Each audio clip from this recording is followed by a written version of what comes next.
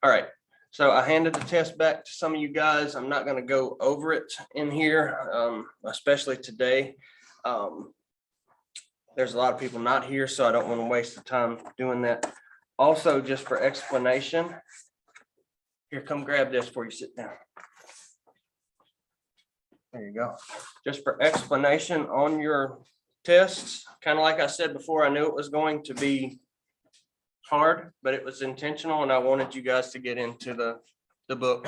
Also, as I reiterated to these guys, these tests aren't going to define the class for you. What's going to define the class is going to be the pieces that we put together from the project and your final project at the end. So if you do a strong job on that, do a good presentation of your hypothetical facility at the end, sell that to us, then you're going to be just fine in here. Okay, don't fret about this test.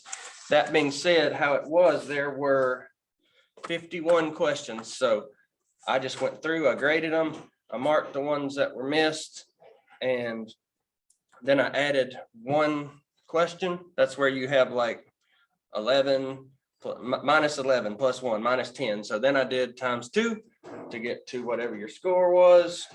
And then I added 12 points to it. So you got like 6, basically 7 freebie questions to miss.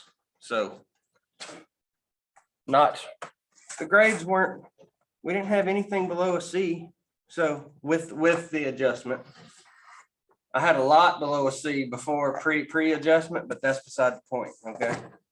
I'm going to go back real quick over here and open up this next chapter. But anyway, that being said, this test, what I ended up going with did come from, the questions came from the ancillary materials and like a test bank, basically questions on purpose, because I knew that they were coming from straight from the book, because that's where the ancillary materials come from. Therefore, I know that the answers are right. So if you look at them and you're just like, that's not right, or this one could be right too, that very well may be the case. But I gave you 7 free ones, so I'm not going to fight with you over a question. You know what I mean? I just randomly gave y'all 7. So you're not going to have more than 7 that you're going to want to fight with me about, I'm sure. We're on chapter 9, right?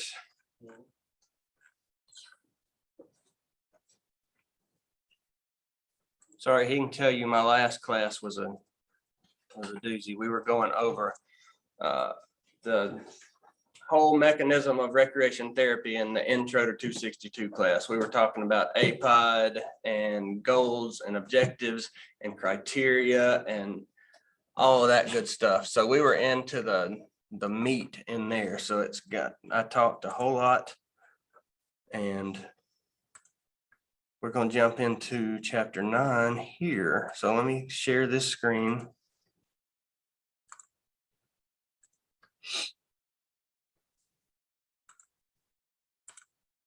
All right, and talk about staffing services. So what is staffing services? What do you think of as far as management protocol? Let me turn on the thing too. Sorry.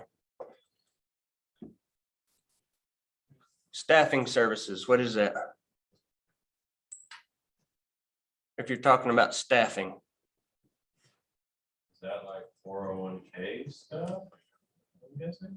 Well, partially, it kind of plays into it. It's basically, How are you gonna take care of your employees? it's human resources type stuff, hiring and firing and discipline and recruitment and all that kind of good stuff. And y'all should be getting the picture over here soon.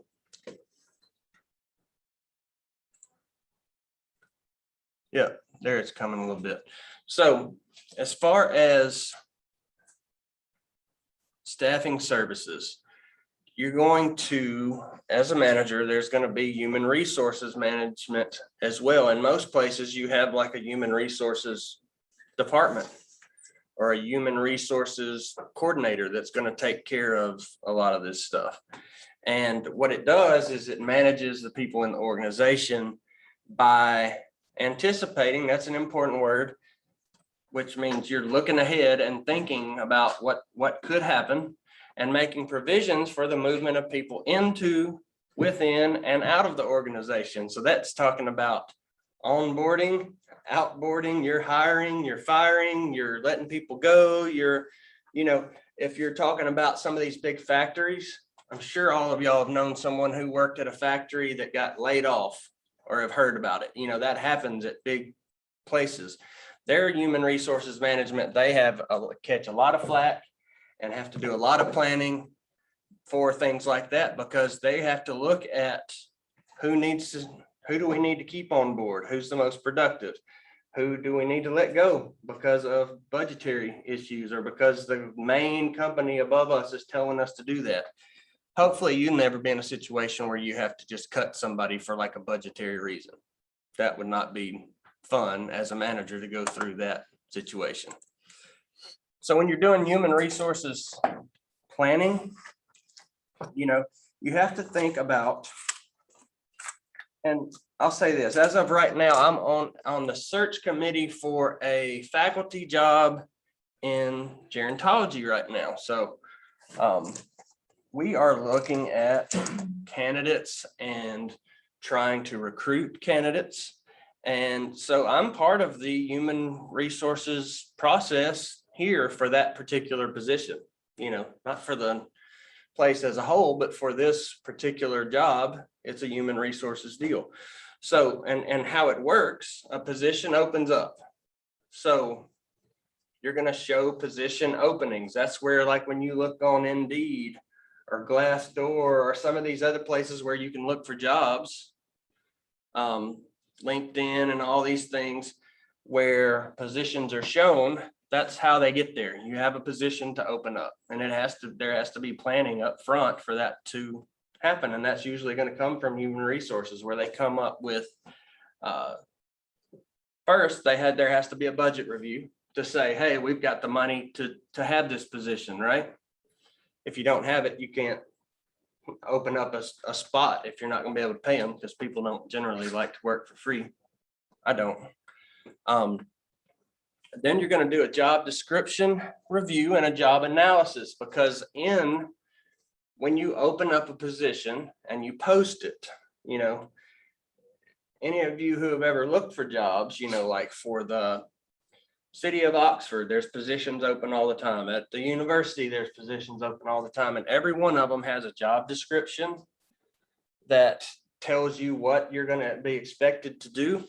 A job analysis, things like you must be able to, that's kind of to me like where it says applicant must be able to stand for up to 6 hours a day, lift up to 30 pounds, and make critical decisions, in a timely manner, something like that. That's kind of what I think of when I think job analysis. So you come up with that job description, then you have to kind of review it. So you have more than one person look it over and finalize it how it needs to be best written. It's going to be the best to get there. So then you're going to have candidates start applying. Hopefully you have these people coming in. So then you got to have criteria for choosing candidates. Otherwise, if you don't have some things to kind of knock some of them out without having to dive too deep, you realize how much time you'd be spending digging through applications. Like one of the main things may be like for this position that I'm on the search committee for, it's a faculty position that needs to have the ability to gain tenure. So they need to have a PhD. So we're going to have people applying, and it's already happened. We'll have people applying that don't have a PhD. So we can go on like without even, they're out, because they don't meet that criteria. So that there's going to be certain things that'll be there for candidate selection criteria. Then we have a recruitment plan. We talked about this specifically on this deal that I'm on. We talked about sending it out to different listservs, posting it on our personal Facebooks, Talking to people in our field that might have a PhD and have, because it doesn't have to be someone in gerontology. If it's somebody with knowledge or has done research in elderly, they could still be a good fit for the position. Then you put out a formal job announcement. Then you have a selection process, selection decision. And then once you've gone through your process, which usually is done through like a committee, it's usually not just one person making the decision. You want multiple views, you want multiple brains working on putting all this stuff together. Number one, it would take you forever to go through the information by yourself. Number two, you really, unless you're very, very egotistical, you want other people to help you make these decisions. Once you've made a decision, then there's the formal job offer, which hopefully at that point, by the time you reach that stage, you want that person to accept, right? Because you don't want to go to the next person on the list and say, hey, the first person we offered to didn't take it. You want it? People don't feel real good about that kind of job offer, generally. Okay, recruitment. There's different types of recruitment, obviously. Most places, most positions like the top one. They like to do internal recruiting if possible. Number one, they're already familiar with the system. They already know the other employees. They know a lot about the person already. You're not getting any surprises, right? If you're getting somebody from already in your facility. So that's just filling job vacancies with current employees or personal referrals. External recruiting, that's where it says here, notifying potential applicants outside of the organization of the agency's intent to fill a vacant position. So that's putting out, like putting it on blast, like, okay, we're looking for candidates, putting it out there to try to externally recruit and bring somebody in. Now, there have been positions that I have seen when I worked at NMRC. There were, I would say 95% of jobs are perfect for internal recruiting. That you want someone who's already familiar with the facility, who's familiar with the state system, who, we know about that person. We have someone who's qualified already, and it was easy you could see why people moved around into these higher positions and things out there. Okay. Perfect for internal recruiting. However, there were some instances. One example, there was at one point, our existing director was about to retire.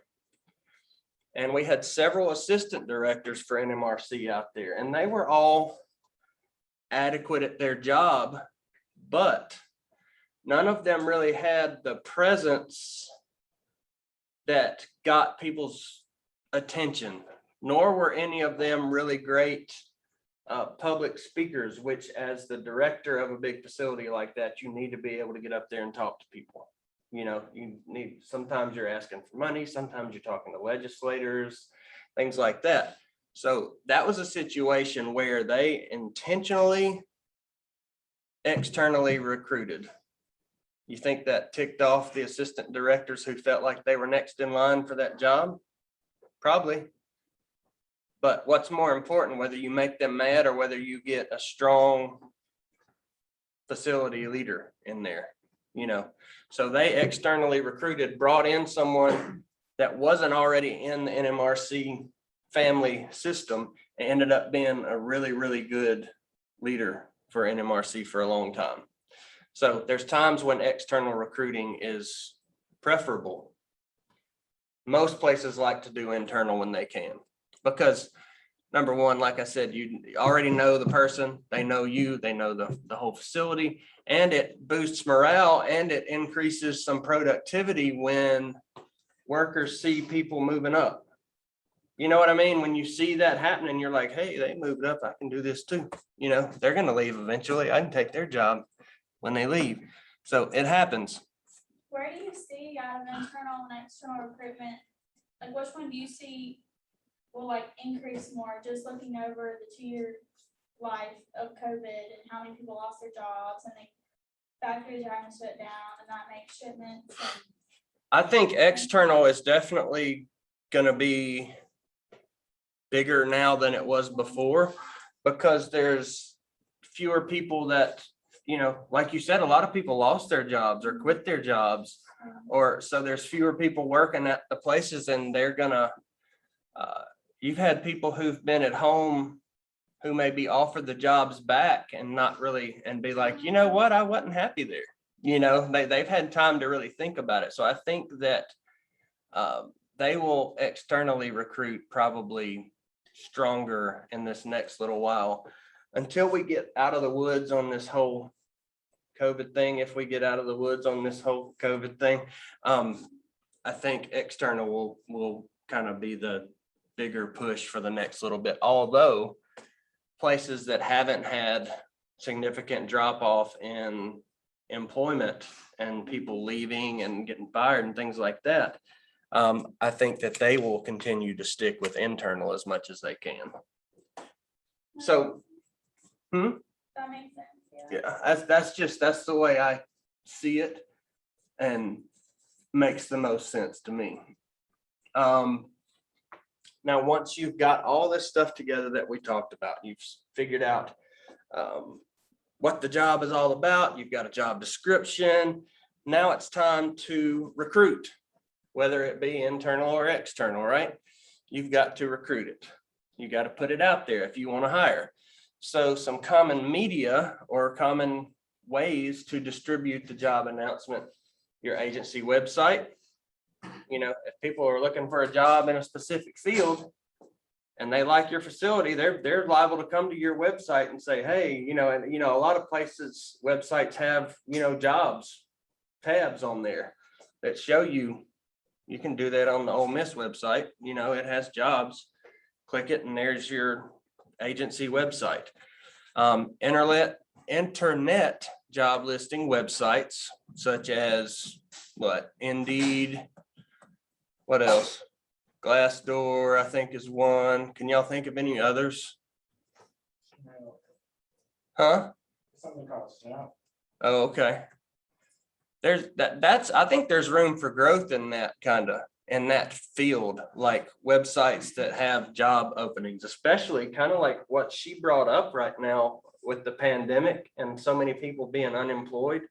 I think that eventually when they stop being able to live off of what they're getting, people are going to start coming back to work and they're going to be looking for jobs. So I think the more places that they can get it out, the better.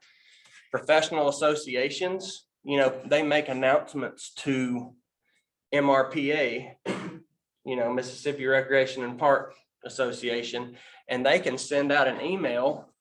I could send them and say, hey, we're looking for an assistant professor for so-and-so. And then the MRPA can send it out to all their members.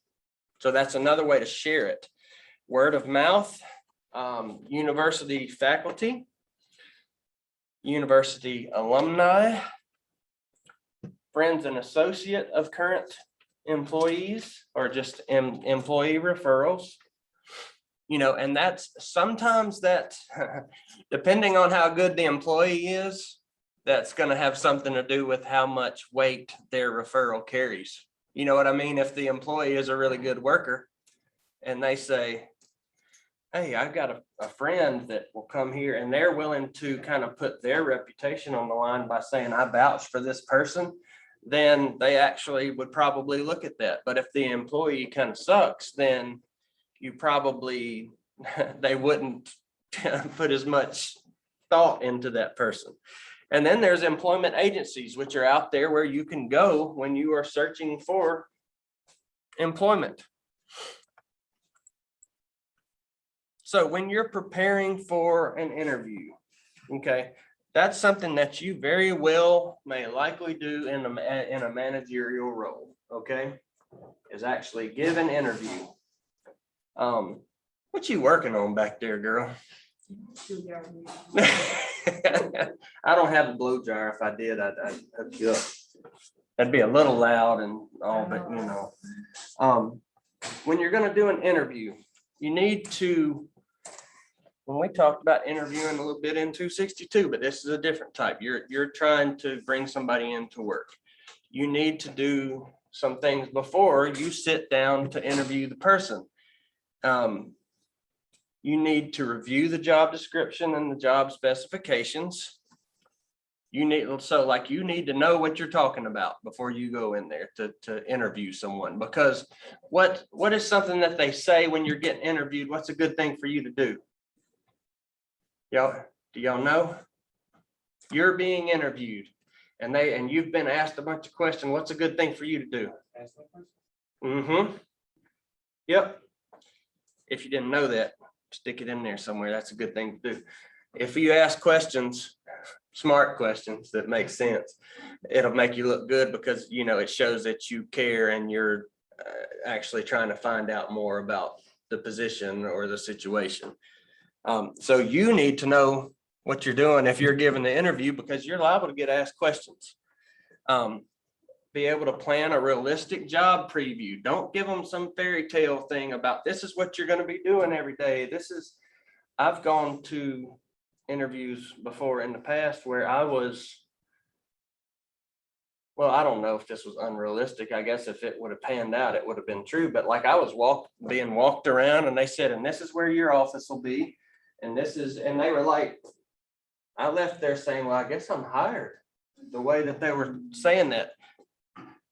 To me, they weren't really giving me a realistic job preview because of course, now they just ended up not filling the position. Nobody was better than me, obviously. Sorry, I couldn't help myself. But when you're telling people, give them a realistic job preview, because you don't want them to accept the job, come in and be like, whoa, this isn't what you told me this was going to be like, because that's something that a person who's being interviewed for a position wants to know. What are my days going to look like? What am I actually going to be doing? What am I expected to do? What am I going to see?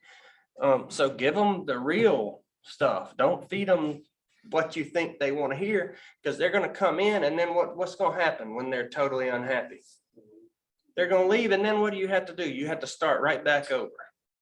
And nobody wants to do that. So give them a realistic idea and then let them decide.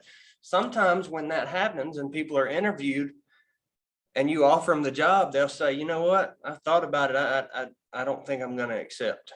And that just happens. That's why you interview more than one person and find more than one good candidate. So just something to think about. Plan the type of interview. What do you think it means by that?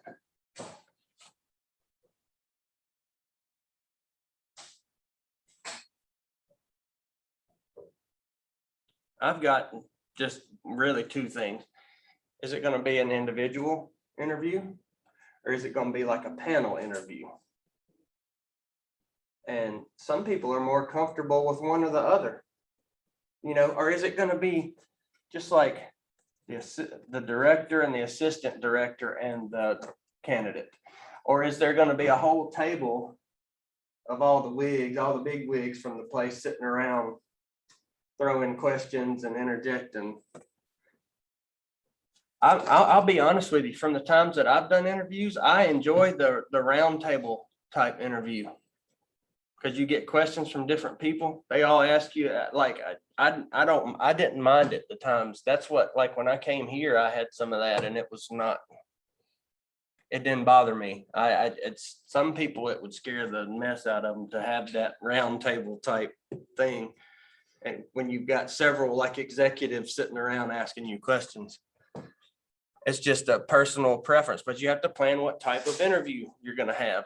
You develop questions for all candidates.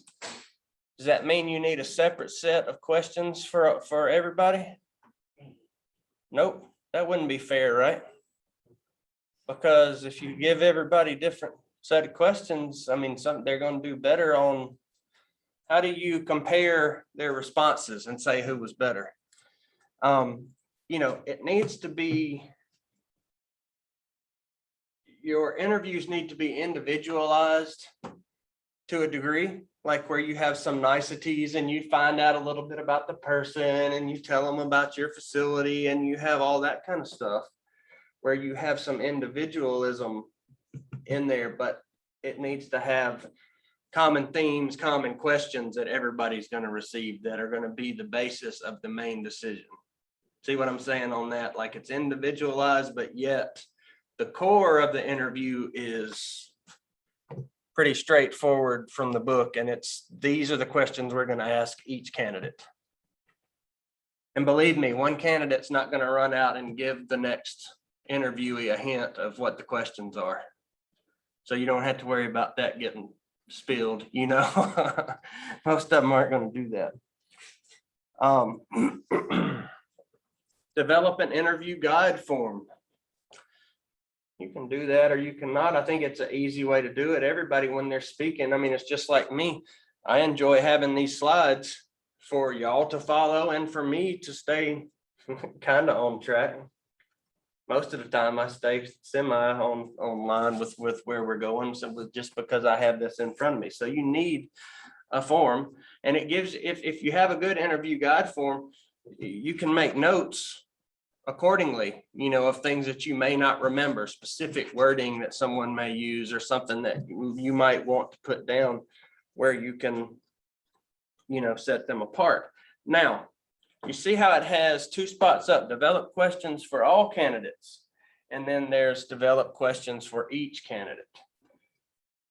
You're going to see from their applications and all, some of their personal information. You know, you're going to find out, you're going to be able to tell things for the most part, like, are they married? Things like that.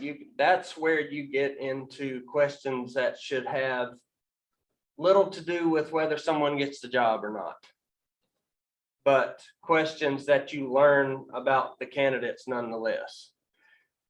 You see what I'm saying? It's the ones that everybody gets that should be the basis for most of the decision making, in my opinion on that. So there's some things, there's something here that this looks like something that would be on the test. I can't even swear that it is or not. But bona fide occupational qualification. Okay, this is a quality or an attribute that employers are allowed to consider when making a hiring decision. The attribute or quality, when considered in other situations, would be discrimination and in violation of employment law. Okay. Any thoughts about what this could pertain to? It's kind of hard because it's saying how, you know, it's a specific quality or attribute that they're allowed to consider when they're making a hiring decision, when generally we're not allowed to do that. You're not supposed to look at gender or disability or whether or not someone is pregnant. You know, that's a big thing.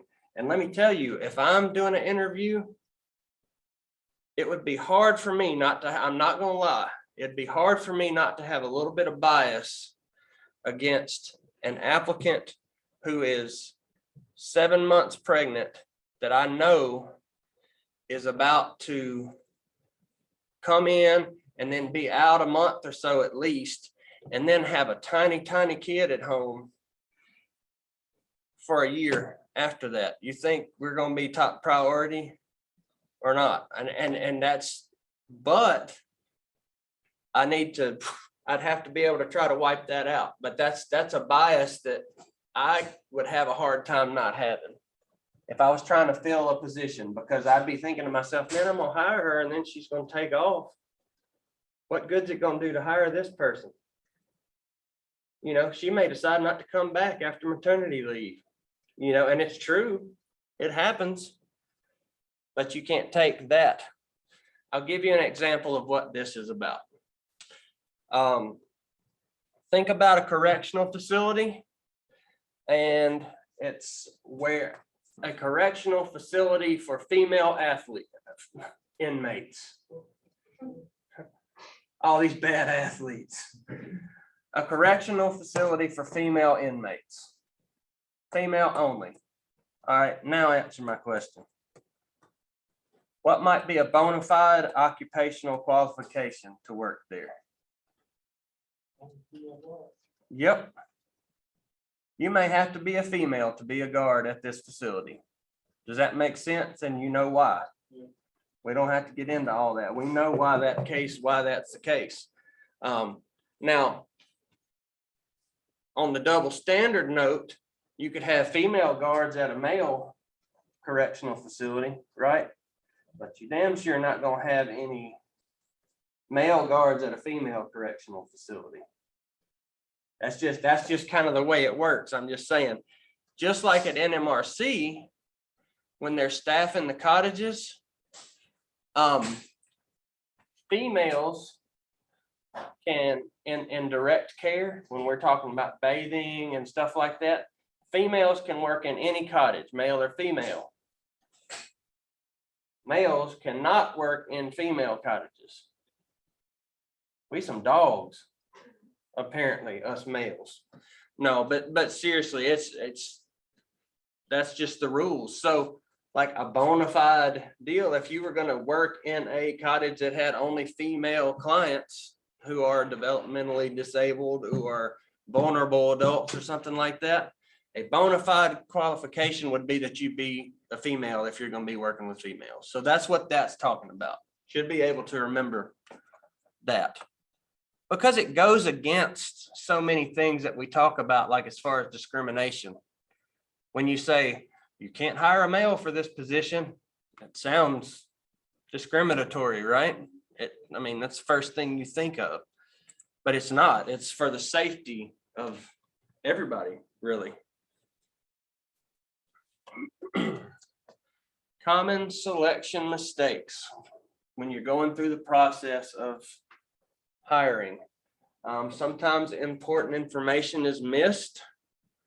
Sometimes there are illegal questions that are asked. Certain things are just kind of off limits. Like asking, what would you think? Yeah, political stance, because what does that have to do with the job? Anything else come to mind when you think about that?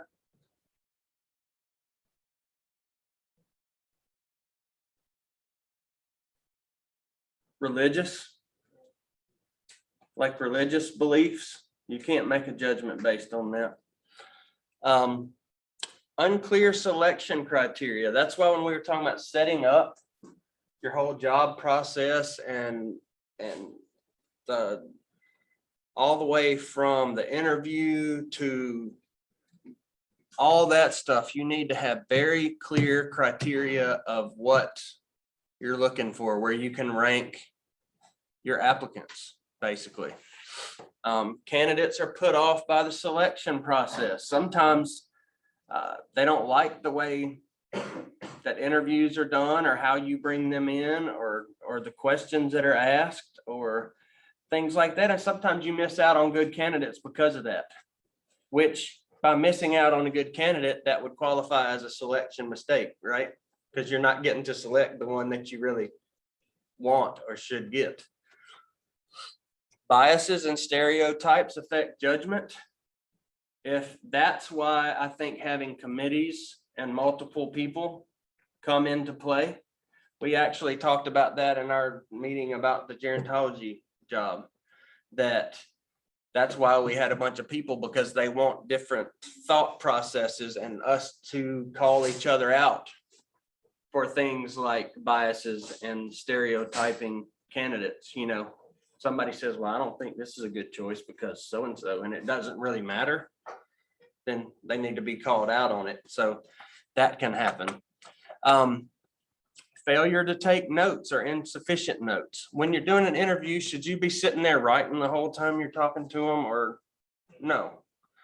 You want them to feel like they're important, right? Now, what's a good option to do as far as notes? As soon as it's over with, right? Or while it's going on, maybe a real short note. You know, you can say, as excuse me, 1 second. Something very short.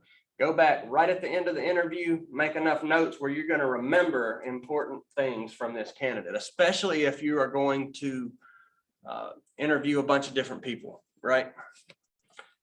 Misinterpretation of applicant information. Sometimes the application processes for jobs can be convoluted and tricky and a bit of a turnoff for people when they're trying to apply, right?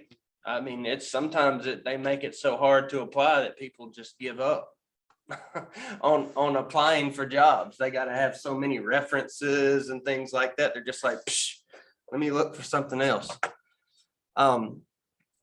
Allowing one characteristic to influence judgment.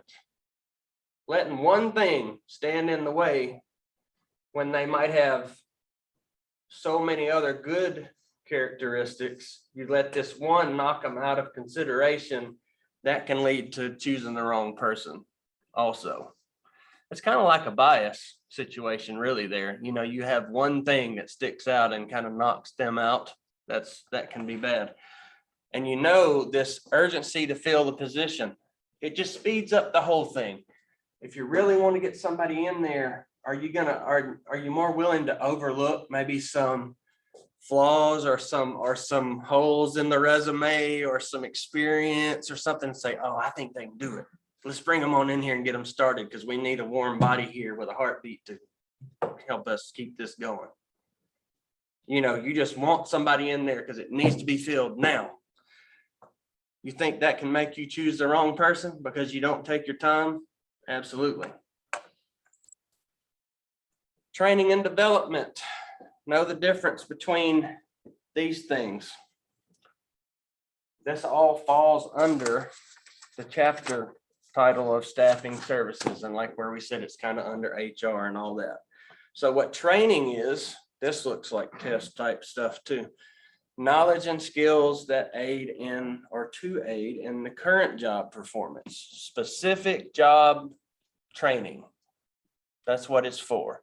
Development is a case of lifelong learning and career development, where you are building on what you already have, improving on what you have. And that's, you know, they say the best way to be is to be a lifelong learner. I know you've heard that. You know, when you get out of school and you start in the field, and I told you this, I know, you know, stay up to date with the things that are going on in your field. You know, go to conferences, read news stories that apply to your field. Look at journals. Oh, that sounds like fun, doesn't it? I don't do much of that, I'm not gonna lie. But I do go to conferences and learn from people who know more than I do. And I think that that's the biggest thing to do with career development, you know, because not only can you learn more information and learn from your peers, but you meet people, which is networking, which also helps you to enhance and grow your career. The more people you know, the more contacts you know, it's the better, I promise. Performance appraisal. I've been at places that have them. Well, everywhere I've been had them, okay, that I have worked. Well, except for like doing construction with my dad, and my performance appraisal was I needed to work harder and quit taking too long of a lunch break, you know, stuff like that. But in my real jobs that I had, what these are for are to communicate performance expectations to staff and then provide feedback on how well staff are meeting those expectations. They're supposed to be done periodically on a relatively set schedule. And something that's important here is you need to communicate clear performance expectations to staff. Like during the next 6 months, this is what I expect you to do. Ding, ding, ding, ding. They have a list. I think clear needs to be added right there, honestly. It needs to be very clear what is expected.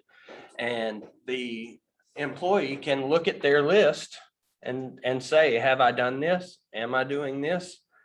When am I going to do this? I have to do this by December 10th, you know, like you have timelines because you've got it in front of you. And then when you have your performance appraisal, which is generally a meeting where your manager or supervisor is going to tell you, they tell you how well you have met your expectations or not met your expectations. If you have met every expectation, what should happen? In a perfect world, get a raise. I've been in places where you do get raises yearly, and it's a range of like 1% up to 7%. And you know what they based it on? Performance appraisal. What does that do for productivity? Generally, brings it up because people are like, hey, there's a pretty big difference between a 1% raise and a 7% raise. A 7% raise is pretty doggone good, y'all. That's motivating, okay? However, in order to be able to do that, you had to give them clear expectations to work on. This is you're expected to be on time.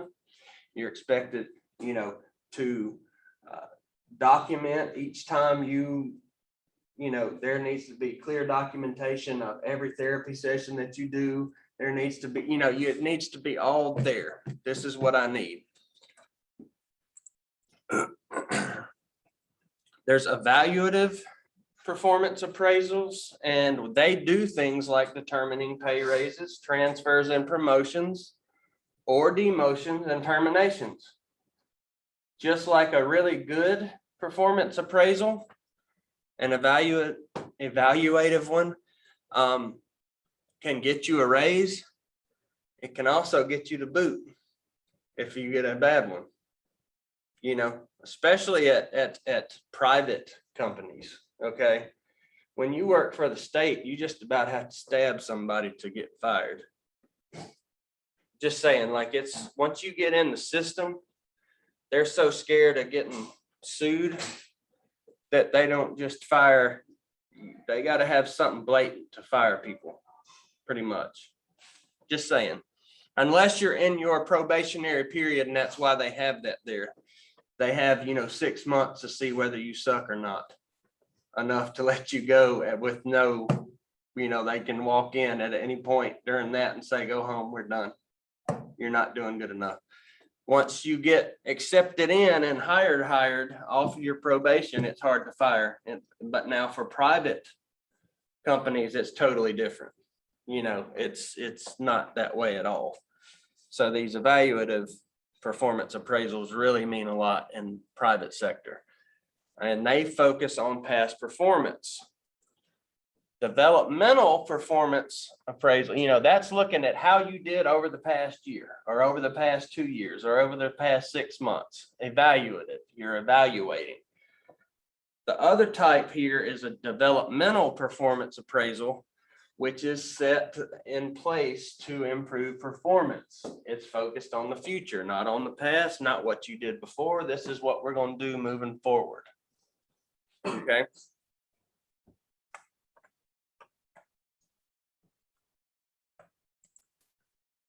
So there's some performance appraisal methods.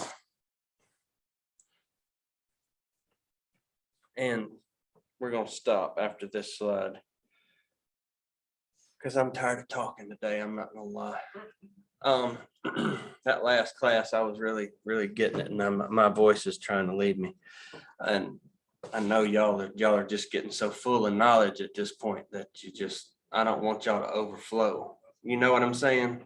Your cup is about to runneth over, and we don't need that to happen.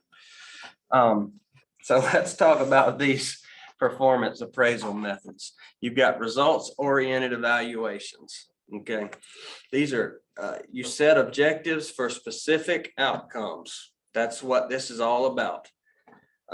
Critical incident reports. These occur when an employee's performance results in noteworthy success or failure.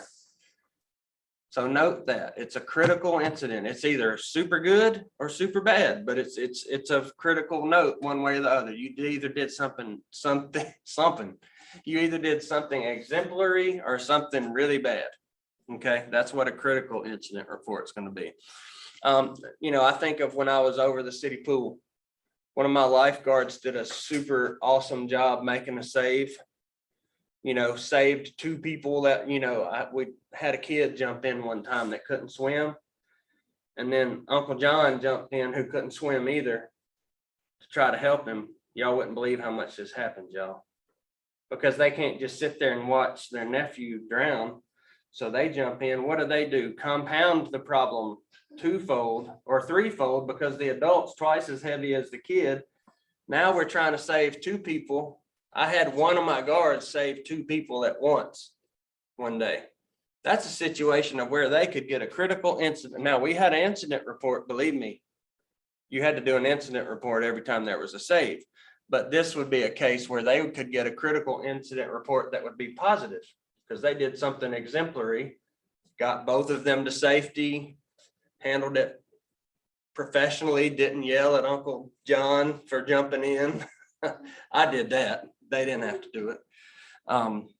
Anyway, you also have rubrics, and what rubrics are about, they list your job behaviors and kind of give you an idea of, no.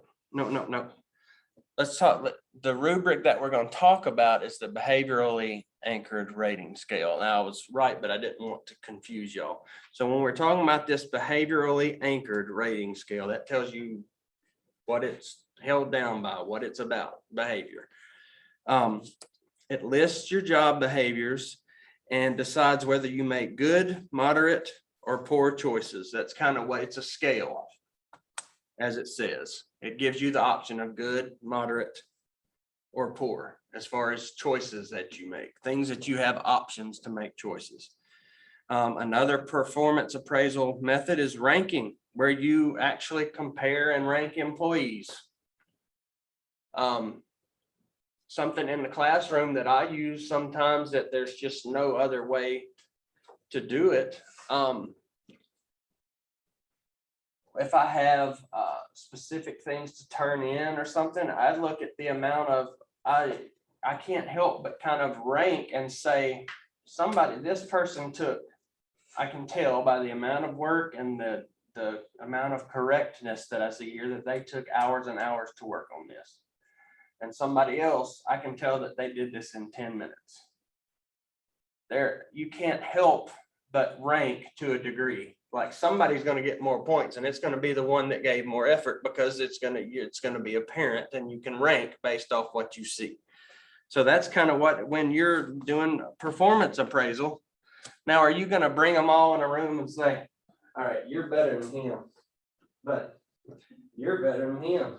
You're not going to go through that, and that's not how it goes. But that's like if you're looking at people moving up the ladder, don't you have to think to yourself, who's my most,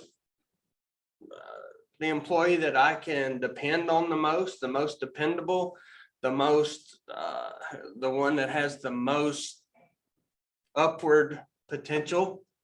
You have to rank in order to do that. If you're thinking about when you're appraising your employees, appraisal is another word for finding out the worth of something. Think of it that way. You can do that with a diamond, take it in and get an appraisal.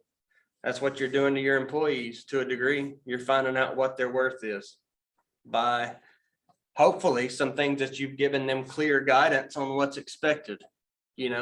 Then it's a fair appraisal if that's the case. And then there's a narrative performance appraisal. I like the results, the top one, results-oriented evaluations, where you set objectives for specific outcomes. You tell them this is what's expected, this is what you need to do during the next 6 months. That's the one that I think you lay it out in front of them. That's the one I like the best. Just saying. There's the narrative is the last one. There's a lot of freedom in the narrative process. You're going to document things like strengths and weaknesses and characteristics of job performance. It's exactly what it sounds like. It's a lot more narrative, I mean, like you're writing about the person like in a paragraph, basically. So-and-so is a good employee because they do this. They show up for work on time. They're always courteous to the other staff. The only thing that I've had trouble with is this. I mean, it's written out like in a narrative thing. It's not like a table or a chart or something like that. It's just where you are free flowing off your head about how that person did.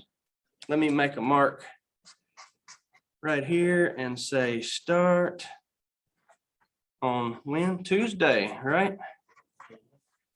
Y'all have a great weekend, guys.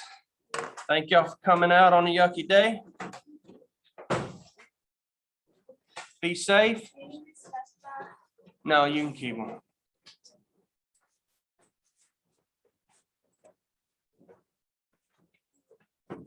See you guys later. Have a good one.